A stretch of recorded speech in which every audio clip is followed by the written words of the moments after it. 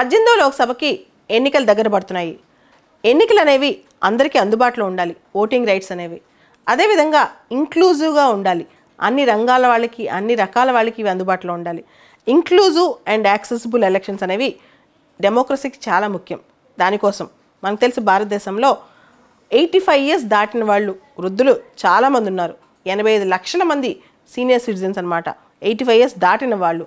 తర్వాత దివ్యాంగులు వాళ్ళు చాలా వరకు పోలింగ్ బూత్స్కి ఎందుకులే అని ఇబ్బంది పడి వెళ్లకుండా ఉంటారు. దాదాపు భారతదేశంలో 88.4 లక్షల మంది దివ్యాంగులు. వీళ్ళందరికీ ఓటింగ్ రైట్స్ అనేవి ఓట్ ఫ్రమ్ హోమ్, ఇంటి నుంచే ఓటింగ్ రైట్స్ అనమాట.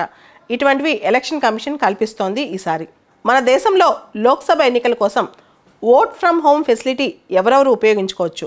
80 సంవత్సరాలు పైబడిన వాళ్ళు, అంటే 80 సంవత్సరాల వయసు అంతకంటే ఎక్కువ ఉన్న వాళ్ళు, పర్సన్స్ విత్ డిజబిలిటీస్ అంటే దివ్యాంగులు 40% అంతకంటే ఎక్కువ ఉన్న బెంచ్ మార్క్ డిజబిలిటీ కలవాళ్ళు, media persons covering polling day activities, ఎవరైతే పోలింగ్ డే యాక్టివిటీస్ సంబంధించి వాటిని కవర్ చేసే మీడియా పర్సన్స్ ఉన్నారో వాళ్ళు ఎలక్షన్ కమిషన్ నుంచి ఆథరైజేషన్ లెటర్స్ కూడా వాళ్ళు క్యారీ చేసేవాళ్ళు అనమాట.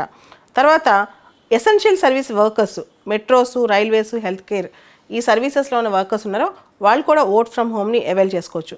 అదేవిధంగా సర్వీస్ ఓటర్స్ అంటే ఆర్మ్డ్ ఫోర్సెస్లో పనిచేసేవాళ్ళు, వాళ్ళ హోమ్ టౌన్కి దూరంగా ఉన్నవాళ్ళు అనమాట. ముఖ్యంగా CAPF central armed police force personal ఎవరైతే వాళ్ళ హోమ్కి దూరంగా ఉండి పోలింగ్ డ్యూటీస్లో ఉన్నారో వాళ్ళందరూ కూడా ఓట్ ఫ్రమ్ హోమ్ని అవైల్ చేసుకోవచ్చు. ఓటింగ్ అనేది ఎప్పుడు కూడా యాక్సెసిబుల్గా ఇంక్లూజివ్గా ఉండాలి. అదేవిధంగా ఓట్ ఫ్రమ్ హోమ్ ద్వారా ఓటింగ్ పర్సంటేజ్ కూడా మనం పెంచవచ్చు. దాంతోపాటు మన సెన్సస్ 2011 డేటా కనుక చూస్తే 60 సంవత్సరాలు అంతకన్నా ఎక్కువ మంది ఉన్న ఓటర్లు దాదాపు 10 కోట్ల మందికి పైనే ఉన్నారు. పర్సన్స్ విత్ డిజబిలిటీస్ దాదాపు 2.68 crores ఉన్నారు. అంటే ఇక్కడ పర్సన్స్ విత్ డిజబిలిటీస్ అంటే కేవలం 40% అండ్ అబవ్ అనే కాదు, అన్ని రకాల ఇంకా రకరకాల డిజబిలిటీస్ ఇవన్నీ కలిపి అనమాట నేను చెప్పేది. సరే ఈసారి ఓటర్స్ లిస్ట్లో మాత్రం 85 ఇయర్స్ అండ్ అబవ్ 85 lakhs మంది ఉన్నారు. తర్వాత పీడబ్ల్యూడి 40% పైన బెంచ్ మార్క్ డిజబిలిటీ ఉన్న వాళ్ళు 88 లక్షల మంది ఉన్నారు. ఇక్కడ మనం ఓటింగ్ సంబంధించిన అంశాల్లో రకరకాల దేశాలు ఫాలో అయ్యే పద్ధతులను ఒకసారి చూద్దాం. ఎస్టోనియా దేశంలో ప్రపంచవ్యాప్తంగా ఎక్కడున్నా సరే ఇంటర్నెట్ కనెక్ట్ ఉంటే చాలు ఈ ఓటింగ్ చేసేయచ్చు అనమాట. అక్కడ అంత వెసులుబాటు ఉంది ఓట్ చేయటంలో.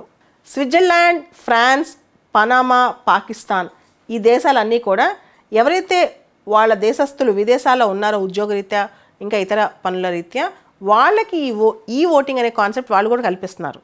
ఆస్ట్రేలియా దేశంలో కూడా అనేక రాష్ట్రాల్లో ఐ ఓట్ అనే పేరుతో ఎవరైతే డిఫరెంట్ లేబుల్డ్ ఉన్నారో, ఎవరైతే ఓటింగ్ డైరెక్ట్గా రాలేరో వాళ్ళ కోసం ఈ మోడల్ ఓట్ అంటే వాళ్ళు పోలింగ్ స్టేషన్కి రాకపోయినా వారు అక్కడి నుంచే ఓట్ క్యాస్ట్ చేసే పద్ధతి అనమాట. భారతదేశంలో కూడా ఈ అంశం మీదే దృష్టి సారిస్తున్నారు. భవిష్యత్తులో ఉండవచ్చు కూడా రిమోట్ ఓటింగ్ అనే కాన్సెప్ట్ అనమాట. మనము ఇండియాలో మైగ్రెంట్ వర్కర్స్ చాలా ఎక్కువ. ఉదాహరణకి హైదరాబాద్లో బీహారీలు చాలామంది పనిచేస్తుంటారు. వాళ్ళు ఓటింగ్ కోసం బీహార్ వెళ్ళాలంటే ఎంత ఖర్చు, ఎంత టైము.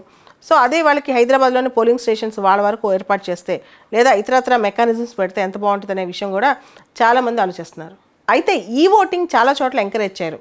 నమ్మకం ముఖ్యంగా ఓటింగ్లో ఎటువంటి ఫ్రాడ్ జరిగిద్దా, లేకపోతే ఓటింగ్లో ఏదైనా ఎవరైనా మాల్ ప్రాక్టీసెస్ చేస్తారా, ఇవన్నీ ఈ ఓటింగ్లో ఎన్ష్యూర్ చేయలేం. కాబట్టి ట్రస్ట్ ఇష్యూస్ చాలా ఉంటాయని చెప్పి నిపుణులు అభిప్రాయపడుతున్నారు.